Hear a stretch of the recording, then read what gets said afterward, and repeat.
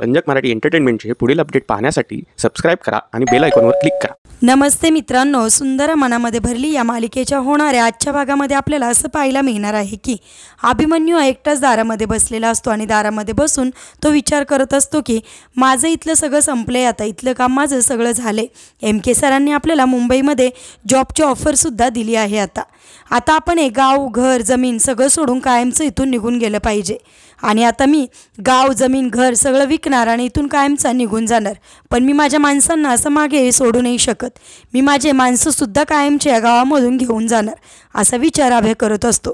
त्यावेळेस अभय असाही विचार करतो की आशुदादाला आपलं सगळं म्हणणं पटेल, परंतु आप्पांना आपलं म्हणणं पटणार नाही आणि आप्पाला आपलं म्हणणं सांगणं म्हणजे मांजराच्या गळ्यामध्ये घंटी बांधल्यासारखं आहे बरं का।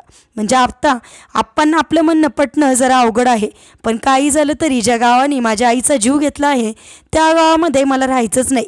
मी गावामधलं जमीन घर शेत सगळं कायमचं विकणार आणि जी माझी माणसं घेऊन मी कायमचं गाव सोडून मुंबईला जाणार असा विचार अभय मनामध्ये निश्चित करतो। तर इकडे लगेचच आशुतोष दादा आणि आप्पा येत असतात। ते दोघं बोलत असतात की आप्पा म्हणतात की सुनबाईच्या हातच्या खिरीला तोडच नाही बरं का।